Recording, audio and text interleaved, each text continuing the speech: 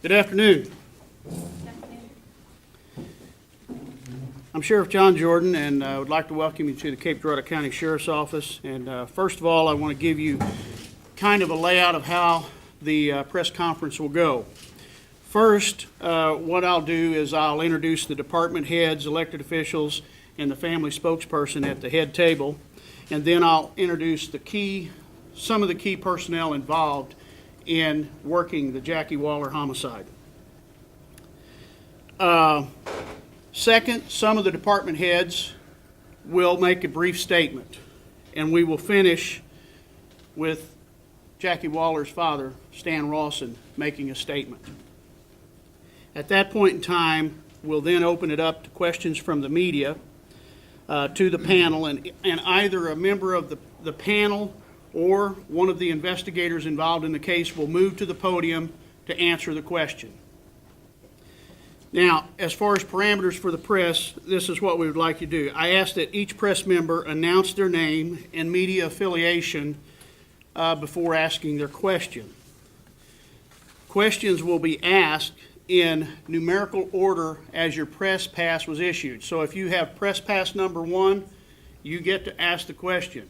And I'll go down the list. I have 23 people here. Now, I know several are camera folks and are not going to ask questions. Still yet, I'm going to call the number. You'll be allowed to ask a question. We'll try to determine who best can answer that question, and we'll have them come to the podium, and you'll be allowed one follow-up. Then we'll proceed to press pass number 2 through 23 in the same fashion. At the end of one round of questioning, we'll go to a second round if needed, and it will follow like manner, 1 through 23, with one question and a follow-up if needed. At the end of 2 rounds of questioning, the conference will be concluded. At this time, I'm going to introduce the press conference panel seated to my left. Jackson Chief of Police James Humphreys, Prosecuting Attorney Chris Limbaugh, Chief of Police for Cape Girardeau Roger Fields, FBI Special Agent Dean Bryant, Cape Girardeau Lieutenant Phil Gregory with the Missouri State Highway Patrol, Cape Girardeau Coroner John Clifton, and Stan Rawson. To my right are key investigators who spent countless hours working this case. Many of them are members of the Major Case Squad, and they dedicated copious amounts of time to this investigation. Sergeant Don Perry with Cape Girardeau Police Department, Corporal Jeff Bonham with Cape Girardeau Police Department, Lieutenant Scott Akers with the Jackson Police Department, Lieutenant Mark Majoris with Cape Girardeau Police, Angel Woodruff, the first assistant to the prosecuting attorney of Cape Girardeau County, Special Agent Brian Ritter with the FBI, Lieutenant David James with Cape Girardeau County Sheriff's Office, Corporal Jeremy Whedon with the Missouri State Highway Patrol, and Lieutenant Rodney Barnes with the Jackson Police Department. So we'll start with statements, and mine will be first.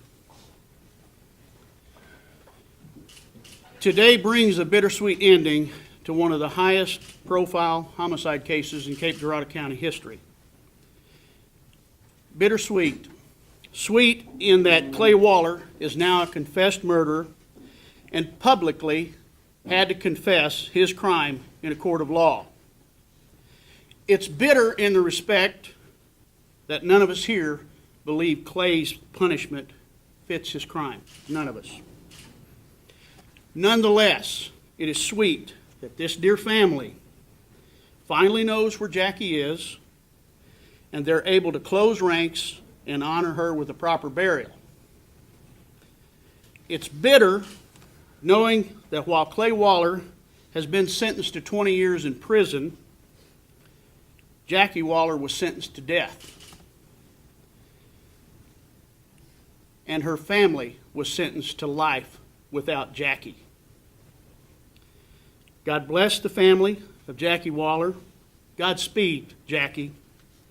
And may Clay Waller receive the full measure of justice he deserves for what he has done, not only in this world, but in the world to come. Thank you. Chief Humphreys.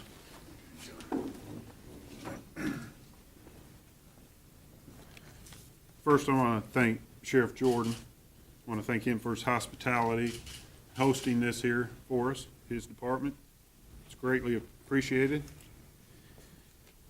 I'm going to kind of reiterate a few things, some personal feelings, but I want to try to relay to you the gratitude and the thanks to a lot of people that were involved in this case. Well, it's been a long 2 years for the family, for the friends, law enforcement, prosecutors. It's always been said, don't get involved personally with a case. But this case for me and a lot of us here today was the exception. When you go through the ups and downs with the family and you know their pain, the day-to-day frustrations of searchers, investigators, prosecutors, the urgency is always there. And that's just the way it is. I want to thank the family first and foremost, Jacque Waller.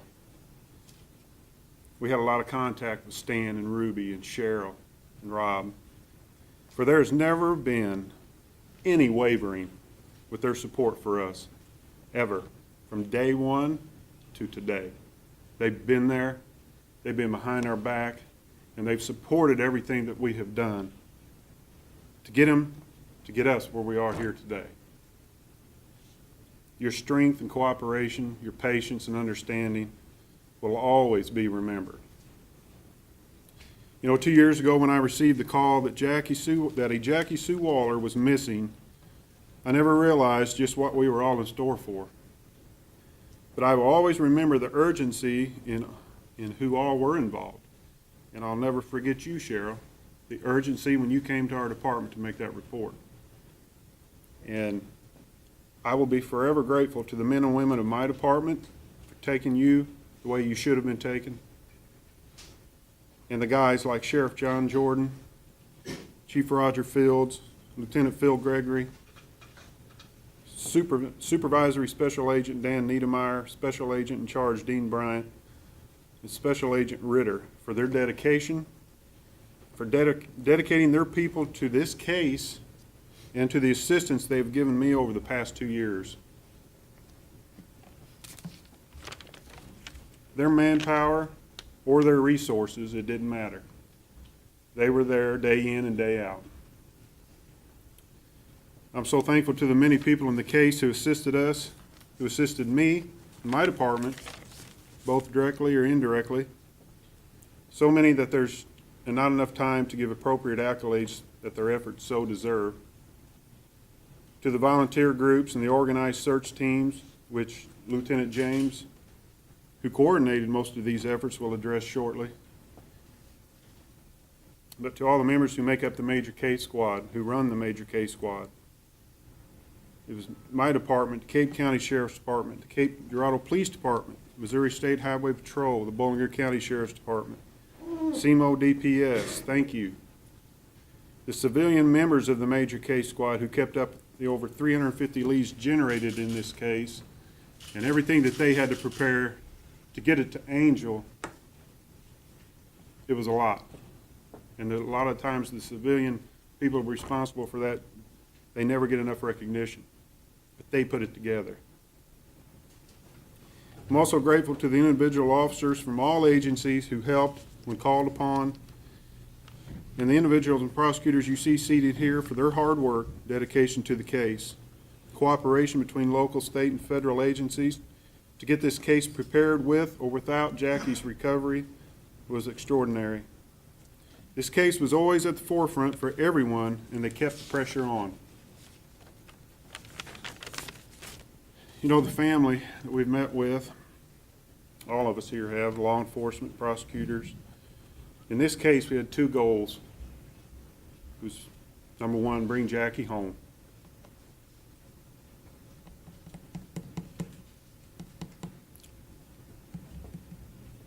To her family. And hold accountable the person responsible for Jackie's death. And because of the strength and the courage of the family, their trust in God, and a lot of dedicated men and women in this room, both have been accomplished. And I thank you for allowing me this time to express a very large gratitude to each and every one involved. And I know I missed individuals, but I will get to you, I promise, throughout the course of the next month, however long it takes. But I appreciate everything and everybody. Sheriff? At this time, I'll ask Prosecuting Attorney Chris Limbaugh to come forward for a few remarks.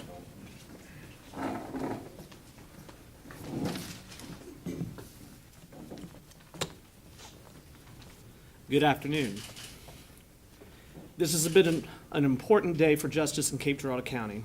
Last week, the body of Jacque Sue Waller was recovered, and today her murderer has been sent to prison. First of all, I want to thank all of the law enforcement officers who worked so hard on this case, from the moment she went missing until Clay Waller gave his confession this week.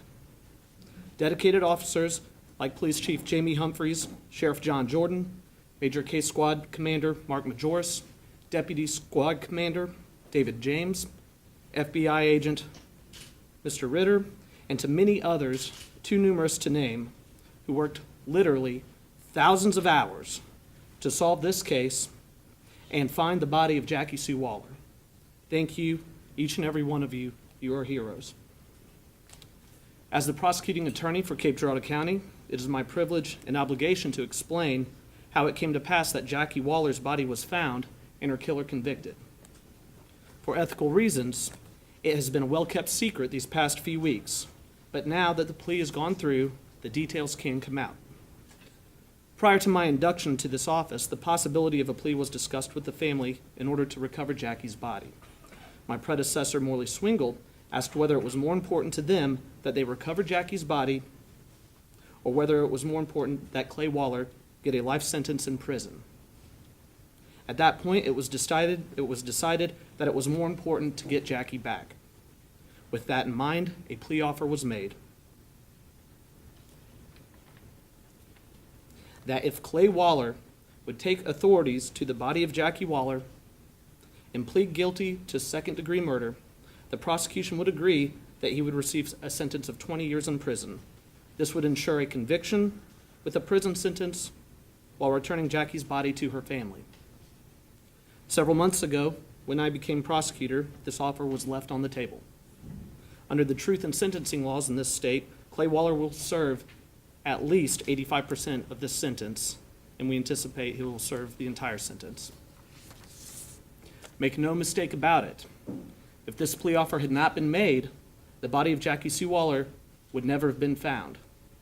She was buried 6 feet deep in an area that had already been searched. If Clay Waller had not taken this plea offer and guided law enforcement officers to the place where she was buried, she never would have been found. Her family would always have to be forced to wonder, where is she? How did she die? I have 2 more acknowledgments I'd like to make before I sit down. First, I want to thank First Assistant Prosecuting Attorney Angel Woodruff for the countless hours she's been working on this case from the time Jackie first went missing 2 years ago. She has been a key player for the county prosecutor's office throughout this case and in making this offer. In my 5 months in office, I've come to admire and respect Angel. She is a tremendous asset to law enforcement in this county. In the latter half of this press conference, Angel will field questions pertaining to the details of the prosecution of this case. Finally, to Jackie's family, I say thank you. Thank you for your patience. The justice system sometimes works slowly, but it does work. Jackie has been returned to you, and her killer was sent to prison today. Thank you.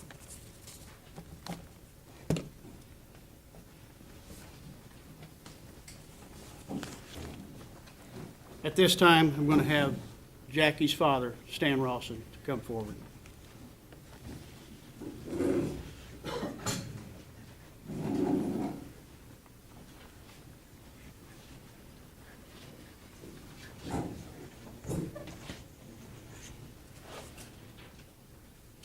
There's what this is all about, folks. This was one good little girl. I loved her to pieces.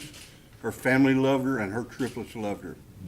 And I don't know what in the world we're going to do without her now that we know for absolute positive fact she ain't coming back. We'll just have to make the best we can of a bad situation, I guess. I can't brag on law enforcement and prosecutor's office and all them enough at all. My God, they've already been bragged on. Just be sure to believe that our heart goes out to them and the work they do every day, and we support them 100%. I made a few little notes here because I'm not a good public speaker, so kind of go along with me. 2 years ago, when Jackie went missing, I asked Ruby, what are we going to do?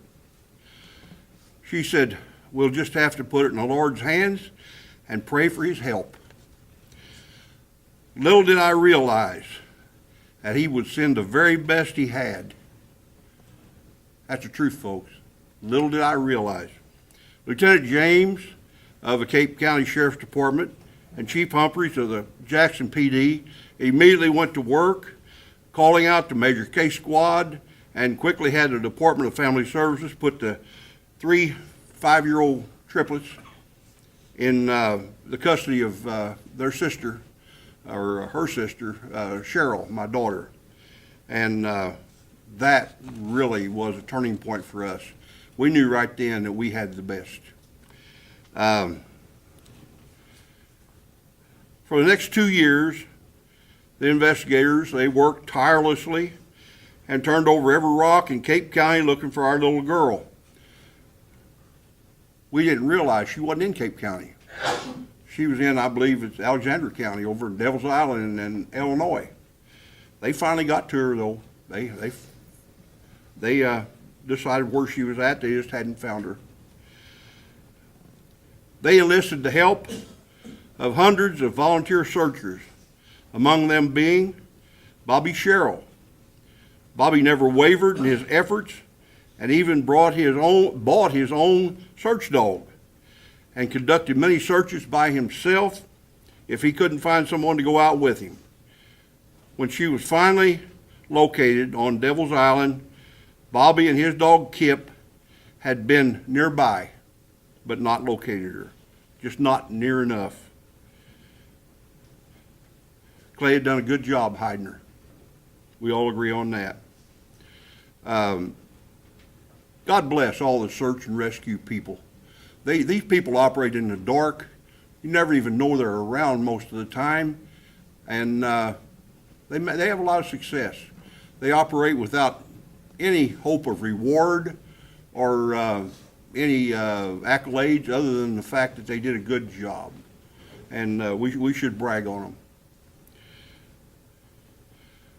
Jackie was blessed with so many wonderful friends, among them being her co-workers at Blue Cross Blue Shield in Cape Girardeau. These ladies were like a pack of ravenous wolves. And anybody that knows them, been around this case, knows I'm not kidding. They intended to find Jackie, help out the kids, help out the family, anything they could do. They wanted to keep it on, keep the case on the hot burner, and not let anybody rest until she was brought home. Bless their hearts. I'll not even start to name all them. There's a bunch, and we appreciate it. We should all be blessed with friends like that. We were, I guess you would call it, fortunate in the fact that from day one, we knew who the perpetrator was. There was no doubt in our minds about it. And after a day or so, we realized she wasn't coming home to us alive. That's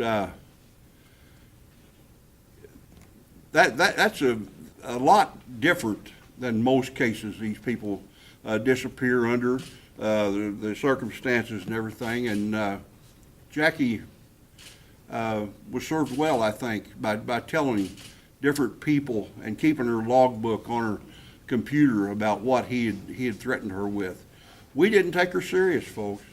It was my fault she's dead today. It really is. And don't think it don't kill me right now. Eats me up. I should have done something to stop it. I honestly didn't believe he would do it. But I told Jackie, she commented that Clay's gonna kill me one of these days. I said, oh, he's not gonna do that. And she says, you know, we've known him 18 years. He's been in the family. I said, he's not gonna do that. She says, Dad, you don't know him. He's crazy now. He'll do it. And I said, well, me and Rob will go down and have a talk with him, see if we can get that thought out of your mind. Oh, no, Dad, don't do that. Why, that'll only make it worse. And I said, are you sure? Absolutely. Well, Jackie was a very bright gal, but little did we realize that she was suffering under a syndrome they call the abused woman syndrome or abused spouse syndrome. And, you know, we didn't even know what that was. And where they'll make every excuse in the world to try to get along with these guys. She thought she could control him. Needless to say, she couldn't. Through it all, we never lost a bit of faith in law enforcement and the prosecution team. And we thank them all and the good Lord for the end result. I'll not bother to try to read all these here. They've already been read, the different agencies involved. They all know we love them. But lastly, I would mention our Facebook friends. You may laugh about that, but Facebook really played a difference in this case here. We made a page called Find Jacque Waller page. It's got over 18,000 people participating on that page. And just read it, you'll see what I'm talking about. They are so encouraging and everything. It really feels good to know that that many people cares. And I'm about done, believe me, okay? Because of Jackie, I just noted, because of Jackie and the Facebook, 18,000 people know the effects of that domestic violence. Because of Jackie, 18,000 people know there is help out there for women and men in similar situations.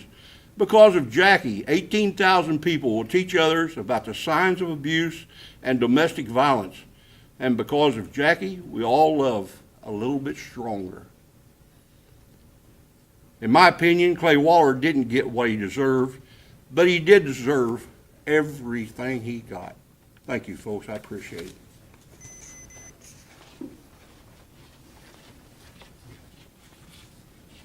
Thank you, Mr. Rawson.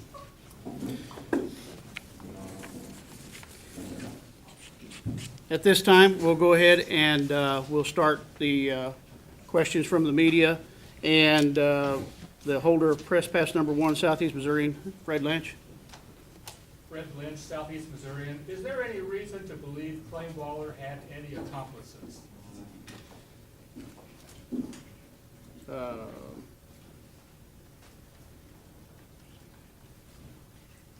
David James. Give me your title. Lieutenant David James, Cape Girardeau County Sheriff's Office and Deputy Squad Commander.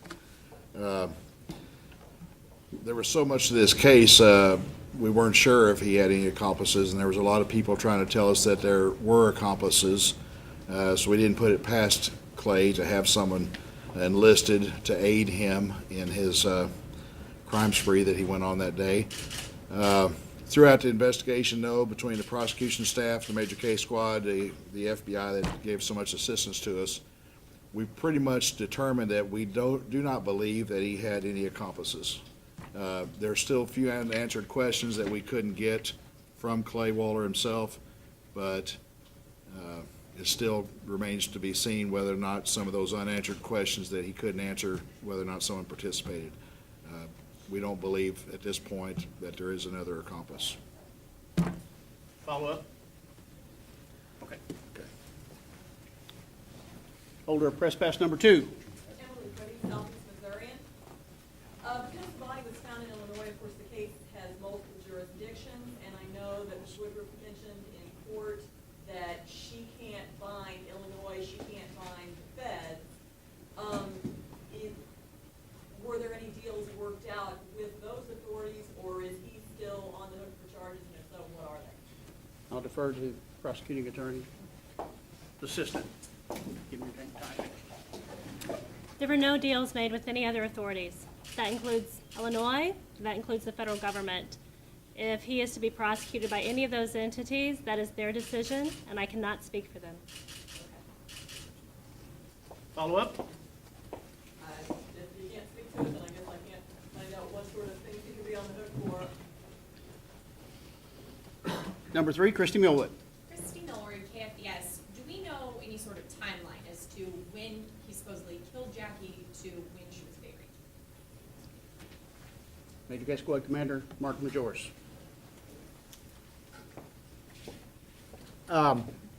She was killed sometime in the afternoon of June 1st. And then she was taken over to Illinois later on that evening. So it would have been sometime that evening that she was buried. Okay, follow up. Do we know how she was transported? Was it in the boat when he was taking that boat down there, or do we know that detail? Yes, he transported her to Illinois in the boat.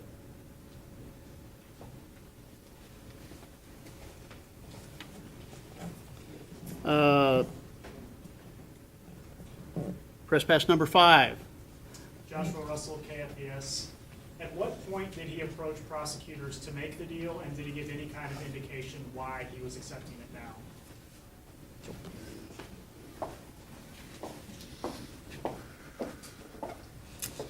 I was approached by his defense attorney about 3 weeks ago. There was no indication as to why he had decided to seek a deal now. I can only assume. I mean, we've been preparing the case for trial. We've been working very hard. A lot of cases get worse after you file them, and truly this one just kept getting better. So I assume that he didn't want to die in prison. Follow up? Okay. Is Crystal Britt here? Okay. Number 6, Crystal. KFDS as well. Someone clarify cause of death. We heard a little bit about it in the courtroom. There was bleeding, suffocation. Maybe clear up exactly what happened. What I can tell you about that is, from indications from the autopsy report that we've seen so far, is that the hyoid bone there was a fracture, which is consistent with the suffocation. That's not been official yet, too. What's- I don't think that's been an official cause yet, but That's unofficial, but that's what we believe it will be. So the follow-up would be then the blood evidence that was recovered in the home on Woodland Drive, was that from I couldn't quite hear it. the blood evidence that was found in the house, was that from a result of the Yes, we believe so. Number 7 with KFES. That's Alicia Reitenbach with KFBS. We heard in court today that you guys interviewed Clay about everything that happened. When did that take place? When was that interview? I will defer to the Major Case Squad Commander again.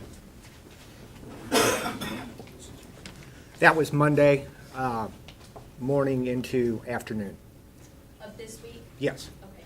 And then a follow-up question is, we know that Clay led you guys to the body. Was he physically there when the body was recovered, or was he elsewhere? No, he was not. He took us to a general area, and then investigators later discovered the body.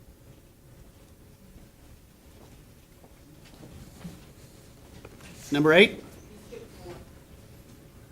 you skipped 4. You skipped 4. I skipped 4. Number 4. I'm sorry.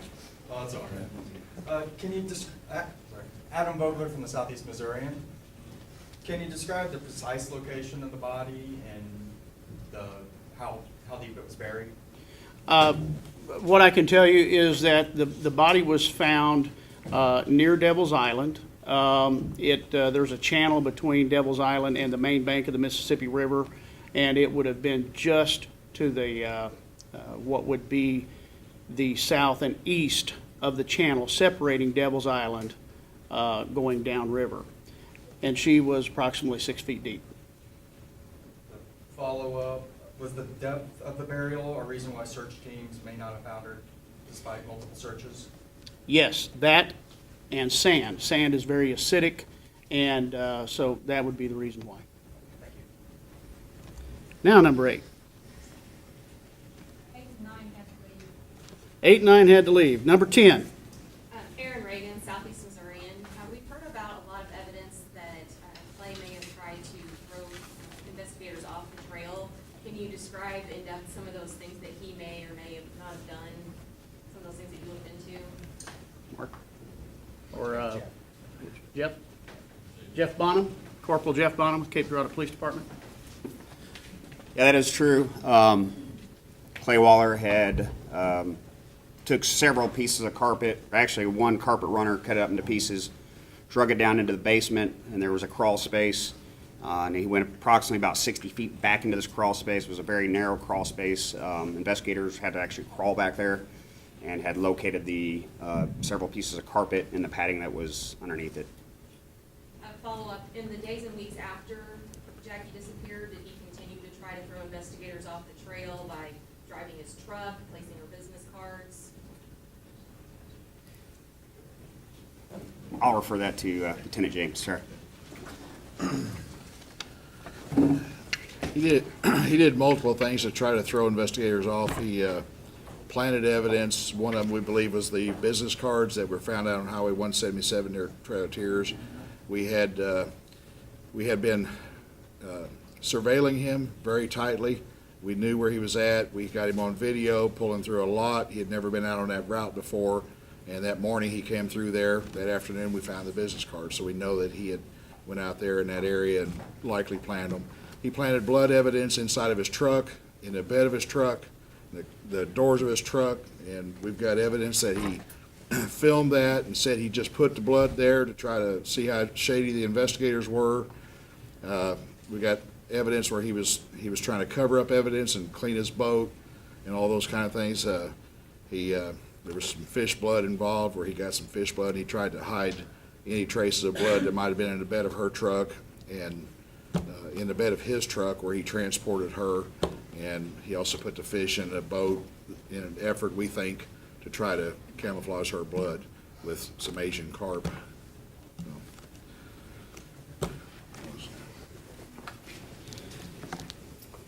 Number 11. Stephanie Tierpak, WSAL. In court, he said that he lost his temper, but were there premeditated parts of this murder? Yes. Yes. Digging a hole a day ahead of time is absolute premeditation. And did he kind of explain why how he decided that he was going to murder Jackie and go out there? I would defer to, What was the question again?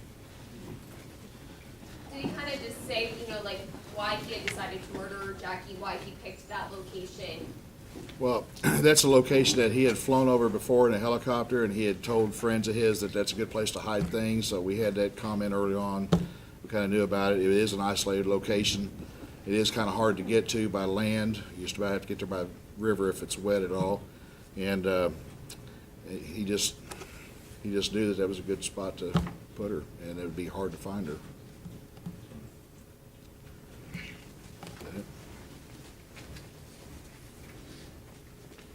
number 12. The spot that she was found in, was that a spot that you suspected to begin with? Actually, what we can say about that is that there are Bob Sherrill and his teams and several of the investigators were right beside that spot. The cadaver dogs were there. she was deep enough, and it was acidic soil. But yes, these guys putting together leads of seeing boats that crossed at the time she disappeared, they were there. The major case squad team was right on top of it, literally in the area where she ultimately was found. Follow up? Number 13?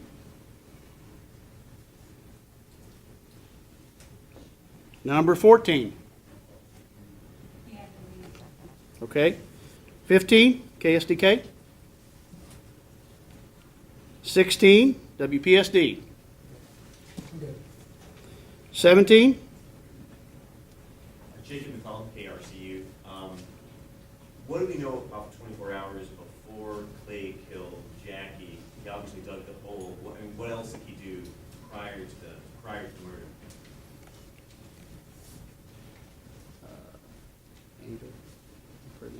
I'm going to let the assistant prosecuting attorney speak to that. We obviously don't know everything he did in the day prior. He did admit that he dug the hole. We can track him through his cell phone movements for the day before. His cell phones do confirm that he flew over the area after he dug the hole. We know that he sent a lot of text messages to her that seemed specifically geared to getting her to lower her guard. And I believe he had a plan in place. Follow up? Do we know any more details about what that plan was? No. I would say he was less than forthcoming about the planning, so no. One other element there that was present was that he had tricked Jackie into coming there by telling her that Maddox was at the house, and Maddox was not at the house when Jackie arrived to pick him up. Okay, let's see, was it 17 or 18? Let's see, did he have a follow-up? Any more follow-up? Okay. All right, Teresa Russell, number 18. Did he show any signs of remorse? I could defer that to someone else, but I can tell you, no. I saw, if you were in court today, did you see any signs of remorse? No. The answer is no. Follow-up? No. Okay, number 19. Jason Thomas, Canton Radio. I wonder if maybe the prosecuting attorney's office more specifically can talk a little bit about some of the frustration maybe they felt leading up to this point and getting him to admit this, and also what were some of the steps, I guess, or not steps, but some of the evidence you had leading up to this point before this plea agreement that you were, what the strongest pieces of evidence? Can you talk about that? DNA, anything like that? We had a very good case, due completely to the incredibly hard work and dedication of these men sitting right here. We had DNA evidence, we could track him. We had an incredibly good case. So leading up to the plea agreement, we didn't approach them. We didn't go to them. They came to me. And so obviously it was something we weighed. Is it more important, I think many people have said it already, to give him what he deserves or to give Jackie what she deserved? And ultimately, Jackie won out because she deserves to be laid to rest with respect and dignity and love. And if the trade-off was that he gets less than he deserves, then we took it. And does he start serving that time? Because from what I understand, he's been incarcerated for other, steps for other things like this. We did to his sister on the federal charges. When does he start actually serving time for this charge? His federal charge is for threatening Jackie's sister. Right. And so as soon as he was sentenced, his sentence kicks off. Now, he's been incarcerated on the murder charge for a year, so he gets credit for that year against the 20-year sentence.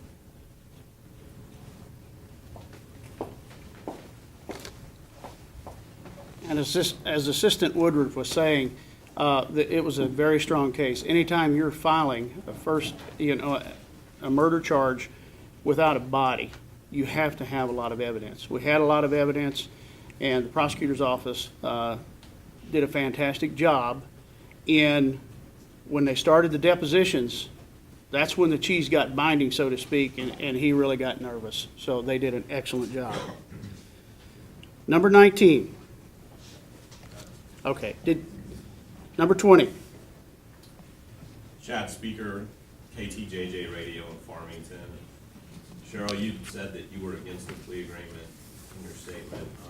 Stan, you'd said that he deserved what he got, but didn't get what he deserved. How difficult was it to decide we'll take the plea, and did you ever vacillate on that?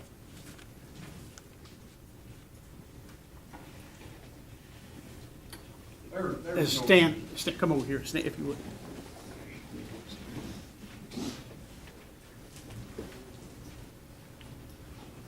Well, since Cheryl up here, she'd get pretty fired up.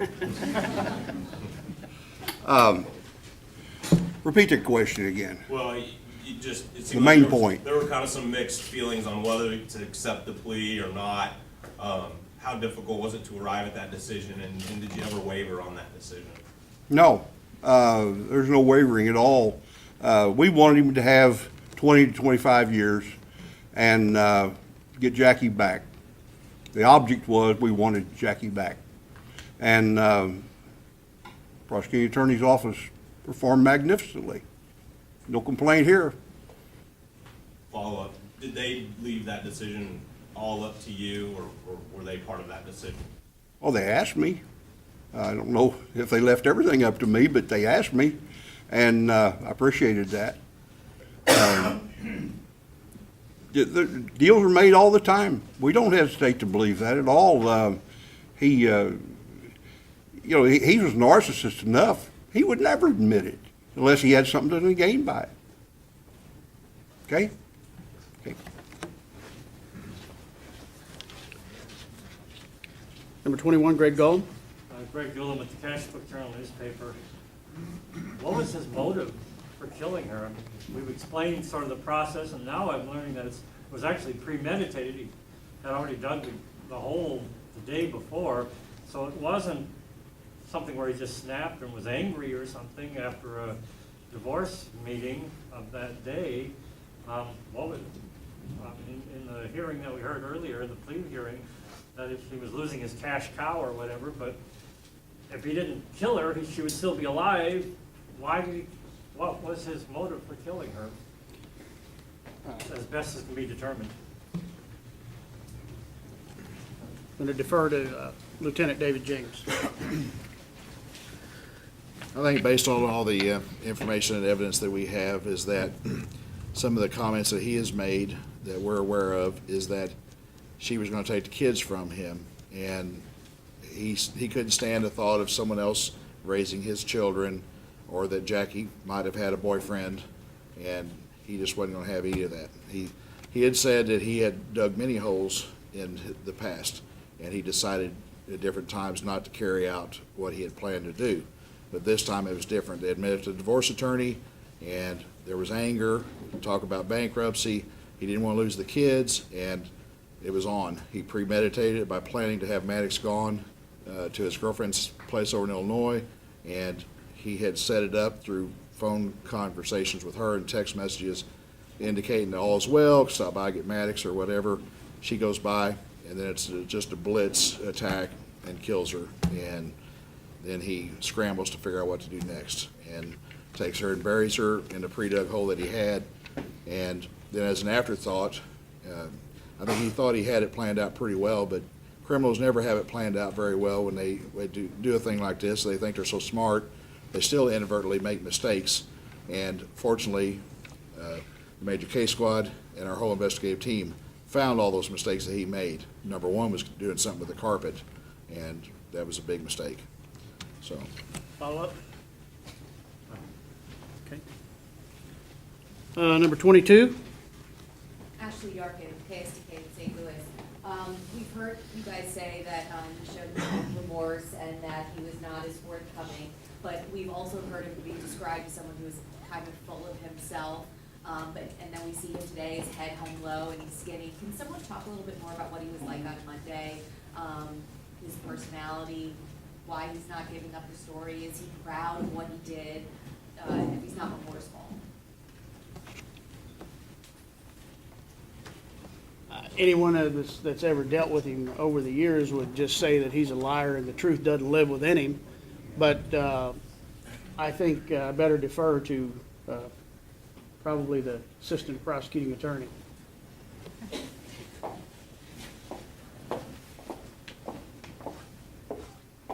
What was your question? It seems we're hearing a lot of different things about him, but what was he like on Monday? Is he proud, or is he, why wasn't he forthcoming, but also? I would have to say that Clay Waller's primary motivation is Clay Waller. So anything that he told us on Monday was certainly geared toward protecting himself as much as possible while still sticking to the requirements of the plea agreement. I have no doubt he lied to us all day on Monday, and it was a frustrating process. As far as him coming in today with his head hung low, I would say that was just a show. Why do you think he is not cooperating or not giving up more? Is he afraid? I don't know, and thankfully I don't understand someone like Clay Waller, so I can't answer that.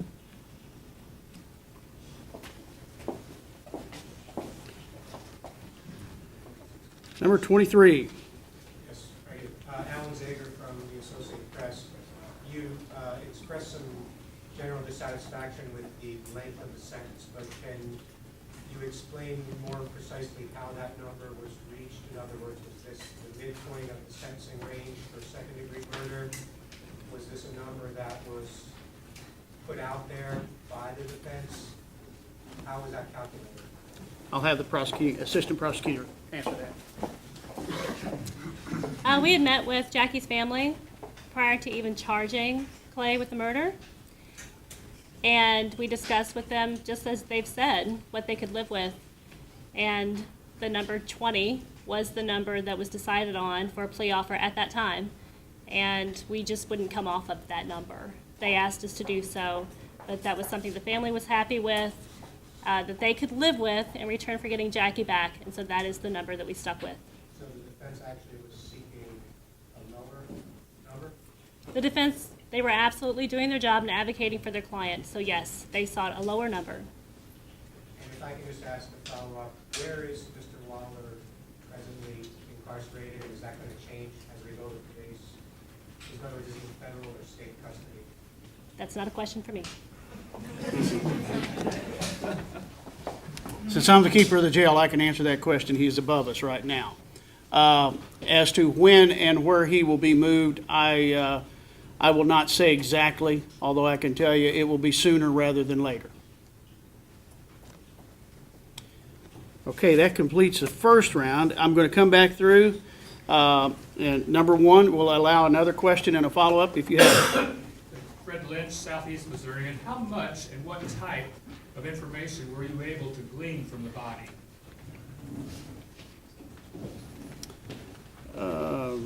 Let's see. There's a lot of family members present here today, so again, what we believe is that we do know, or we believe strongly that she was choked. She was, when a body is, it's 2 years later when you recover it, and you have an autopsy. Certain things are limited as to what you can see, but we do strongly believe that she was choked and strangled out. Okay. Number two, if they're still here. That's me, yes.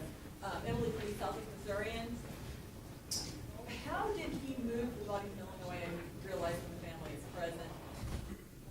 We had heard that it was maybe not all in one piece when they found it. Would that be a function of time and the acidity of the sand, or would that have been, I mean, if he actually think it would be a better way to transport, or putting rent something, or dismembering the body, or something along those lines? Her body was whole when we did recover it. He placed her in a container and then transported her to Honker's Boat Dock, where he took her across the river and then buried her. And just to follow up, what kind of container was she placed in, and can I get your name? Mark Majoris, a trash can.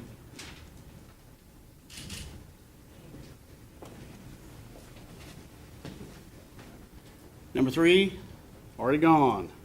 Number four, Adam Vogler from the Southeast Missourian. Do you feel you'd have a guilty plea today if Clay Waller had not threatened Jackie's sister?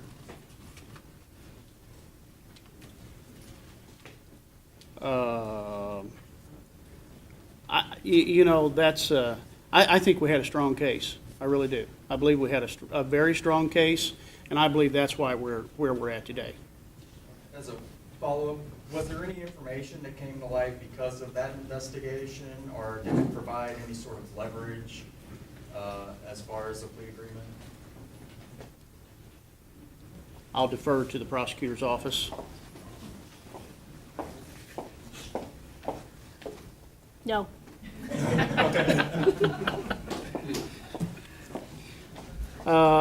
Crystal. Yes, question about the vehicle that was found alongside the interstate. Did he in fact ride a bicycle from that car back home? We strongly believe he did. He says he didn't, but he admits that he did put the car there. Follow up? I'm sure I'll hear one later. Okay, I'm getting pretty far down the list now. If you have a follow-up, raise your hand. Right here. Was the body on public land or private land? It was on private land. So then my next question then would be, is there any indication that Clay had a connection to that landowner? No. Personally knew him or anything? No. Thank you. Follow-ups? Follow-up to that. Follow-up. Only accessible by boat these days? No. Right now? Yes. With the river cresting, yes. But at the time, the river was 38 feet, and so it would have been accessible by boat only. Follow-ups? Right here.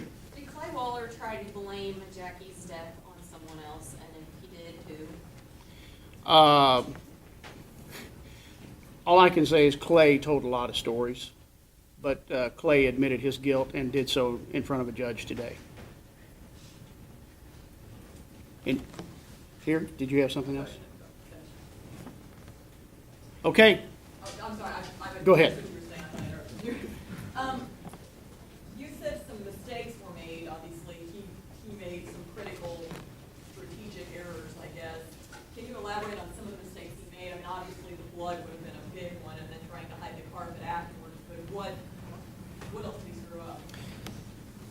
I'm going to have Lieutenant Akers come up. He was at the scene and give a few from Jackson Police Department, Scott Akers. Some of the mistakes he made, trying to hide evidence, fabricate evidence. As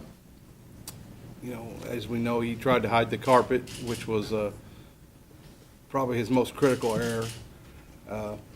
And just the many stories he told that he couldn't confirm, or the evidence wouldn't support his statements. So that was the biggest factors, the carpet and his statements. And follow up on the carpet, I've read the probable cause statement. I understand that when investigators first came in, the carpet was there, the hallway was dark, you had toys and play mats and things all over the place, and he told them the light didn't work or something, and they didn't move the play mats or shine lights in there or anything. Why did they not go further with that at that point? The hallway was dark, the light did not work. There was a number of investigators in there.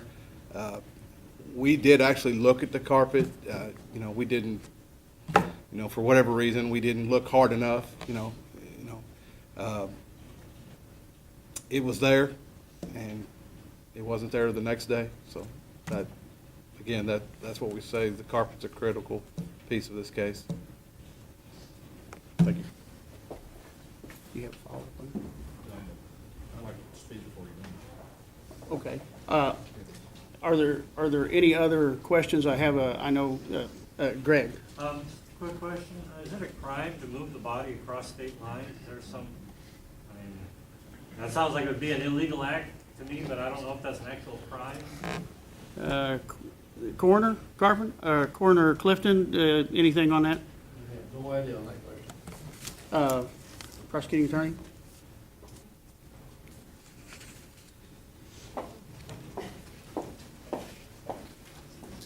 There's a Missouri statute for improper disposal of a corpse.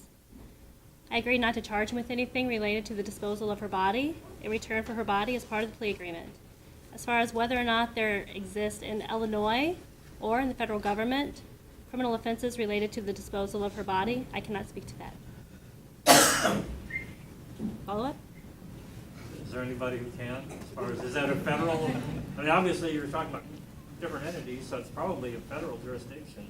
Does anybody know offhand if that's a federal offense to move the body across state lines? Yes, we actually, when this all began, the FBI opened up a federal kidnapping case. And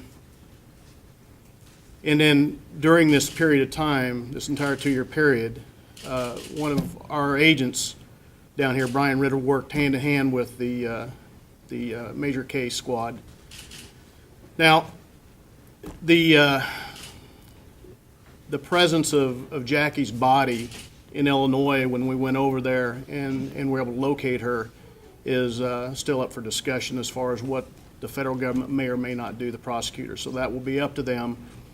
It is a federal violation, obviously, to kidnap someone taken across state lines.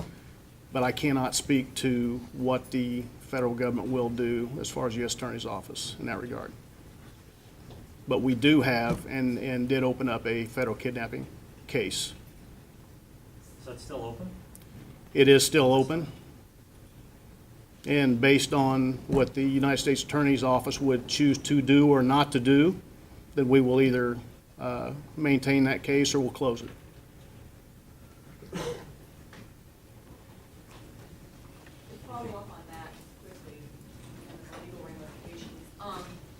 So we're saying here, obviously, she was killed in Missouri and then taken to Illinois after she died. Is that? We believe that she was killed in Missouri. Her body was transported to Illinois after she was dead.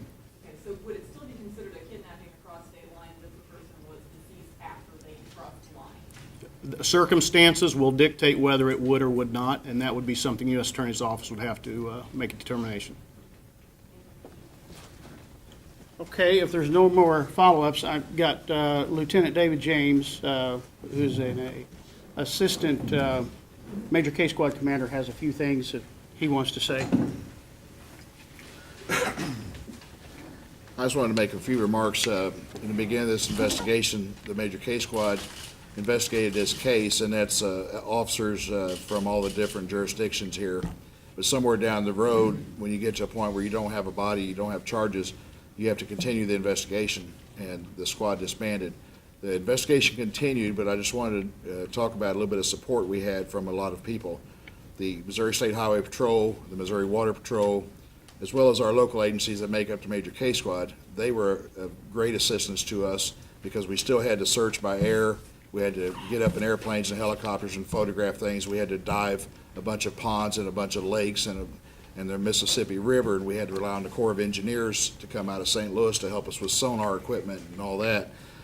Bob Sherrill, who headed up the search effort after the Major Case Squad disbanded, We had missing the Q Center from North Carolina here and their search crews. We had Tennessee, we had St. Louis, we had Poplar Bluff, Cape County Search and Rescue, Scott County Search and Rescue. I've got a list back there on 3 pages of some of the groups that helped in all the search efforts. And I just wanted to kind of give acknowledgement to that. This whole time, for 2 years, we had to continue searches. We had to still rely on the Highway Patrol and the investigators with the Highway Patrol, and the FBI especially is my last point. Illinois State Police helped us throughout this investigation from early on because we had some leads that kind of pointed over to Illinois, and we were getting a lot of social media stuff that said, she's over in Illinois buried somewhere, she's on Bean Ridge Road in Thebes and all that, so we were chasing down those things. So we had to get the Illinois State Police involved heavily early on. They run down a lot of leads for us over in Illinois. And we had the Department of Natural Resources in Illinois. We had them come out with boats and helped us do sonar in area lakes and ponds over there. We searched a bunch of ponds and lakes in Illinois of associates of Clay's. He had different girlfriends in different ports and different towns, and so we had to investigate all that. So that was a lot to do. Alexander County, most recently, were more involved because the body was found in Alexander County. And lastly, I want to say the FBI, who came in early on during the Major Case Squad, when Mark was heading up the Major Case Squad on this case, they come in and started helping us, but then they helped us through the whole 2 years. We had the CAS team out of Kansas City. We had part of their team out of St. Louis come down with special investigative equipment that they have that I probably can't talk about and shouldn't talk about, but they come down and lended great assistance to this investigation the whole time. And then ultimately, here at the end, the recovery of Jackie, we relied on the FBI's evidence recovery team, which our local agent is a supervisor of that, and out of St. Louis. And they come down, set up a tent, did a proper excavation, treated the body with dignity and respect, and we were able to bring her home. And so I just wanted to give thanks to people that we just really didn't talk about today.